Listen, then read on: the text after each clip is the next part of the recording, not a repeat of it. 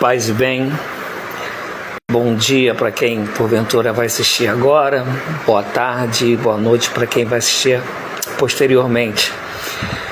Como a maioria sabe, né? Eu estou operado e internado domiciliarmente no combate a uma bactéria, e uma das coisas que eu tenho feito muito é aquilo que eu amo, né, enquanto cristão, que é estudar a palavra. E hoje no estudo agora, fazendo um estudo, veio à minha mente, com coisas que eu fui lendo e ouvindo, algo que já há um tempo me incomoda, ou me desperta, digamos, em vez de me incomoda, me desperta em relação a uma perfeição ou uma pretensa perfeição que os evangélicos, e eu sou cristão evangélico, pregam ter. O que eu estou querendo dizer?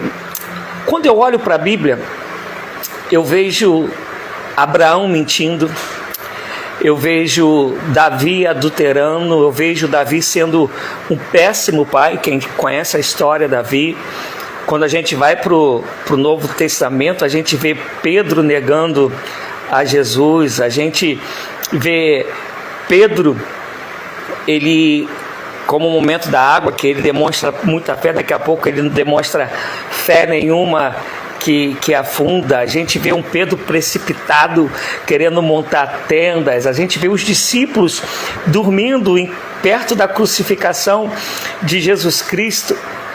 Quando a gente vai para Paulo, a Bíblia fala de uma grande discussão entre Paulo e Marcos, como também um momento que Paulo ele censura Pedro. Isto é, quando a gente olha para a Bíblia, ela mostra que os homens de Deus, as mulheres de Deus erram, não são perfeitos. Quando a Bíblia conta esses erros, ela não está endossando, ela não está falando, olha, eu aprovo esses pecados. Não é isso.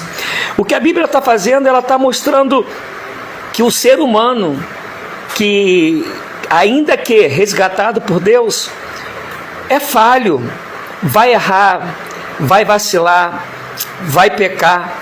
Mas ao mesmo tempo que a Bíblia ela relata essas falhas, como eu falei de Davi, poderia falar de Abraão que mentiu e por aí vai, ela mostra Deus buscando resgatar esses homens, buscando restaurar essas pessoas, a fim de que elas voltem para o caminho correto, a fim de que elas se arrependam, e elas arrependidas, Deus dá continuidade na história com elas. Isso é, Deus não as rejeita, Deus não as afasta. A Bíblia ela é clara em não esconder os erros, somente a Bíblia, né, na sua maioria é homens, e quando a gente vai falar da mulher, a gente raramente vê contando que a mulher errou, quem mais errou é o homem. Ela não esconde esses erros, ela não tem preocupação em mostrar que santo, santo, santo é o Senhor. É óbvio que a gente tem que buscar a santificação, sem a qual ninguém verá a Deus. Mas o que ela quer mostrar é que o homem não é perfeito, perfeito só o Senhor Jesus. E que nos vacilos do homem, Deus deseja restaurar o homem.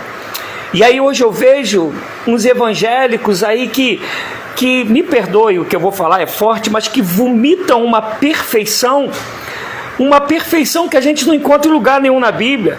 E quem conhece qualquer ser humano como eu me conheço, meu Deus, eu sei o quanto que eu sou falho, eu sei o quanto que eu vacilo, mas ao mesmo tempo o quanto que eu desejo agradar a Deus. Quem me conhece, e é óbvio que eu não sou exemplo, mas eu estou falando de mim porque eu conheço as minhas falhas, sabe o quanto que eu tento melhorar nas minhas falhas. E como eu desejo, quando encontro alguém que falhou, ser um instrumento de Deus para restaurar essas pessoas. Como eu não quero que esse vídeo seja grande, Mateus 18, que muitos pastores, muita gente usa como disciplina, na verdade está falando de perdão, está falando de restauração. Está falando que uma pessoa errou contra outra. Essa que foi vítima, vai até essa pessoa para tentar restaurar a comunhão. Se essa pessoa que falhou ela errar, essa que é a vítima, vai levar pelo menos mais 2 pessoas. Se aqui falhou, insistir que não vai restaurar, que não vai ter perdão, está dizendo que é para levar essa pessoa então até a igreja. E se ainda assim, diante da igreja, ela se recusar, preste atenção, são 3 tentativas de restaurar, de perdoar, de reconstruir a ponte. E aí sim, tu vai olhar para essa pessoa e não é que vai rejeitá-la. Onde muita gente usa como disciplina, está dizendo, olha para essa pessoa como alguém que ainda não se converteu.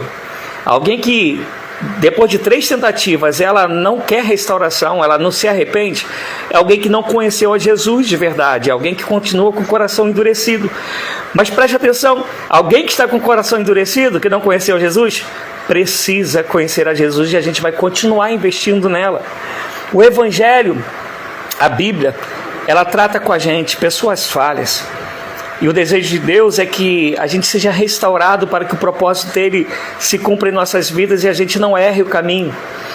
Mas eu vejo pessoas de liderança, e muitas das vezes com a liderança, que tem um pavio muito curto, que quer logo disciplinar, mas não no sentido de orientar, mas de punir, de afastar, de deixar de lado, de tirar cargo. Meu Deus, Jesus, ele nunca desistiu de Davi, apesar dos erros de Davi. Davi continuou sendo rei, continuou sendo homem, coração, segundo o coração de Deus. Deus nunca desistiu dele. Jesus nunca desistiu de Pedro, com tantas falhas, inclusive de negar Jesus 3 vezes. Mas Jesus foi atrás de Pedro para restaurar Pedro. Por que o nosso juízo é condenatório? Por que o nosso juízo é punitivo e não é de restauração, não é de transformação?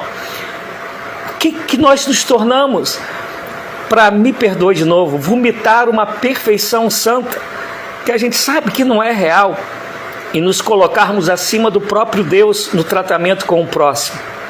Eu gostaria que você refletisse nisso. E aqui eu termino, e se você achar que isso aí pode ajudar outras pessoas, compartilhe, comente e me siga. Que Deus te abençoe, paz e bem, até a próxima.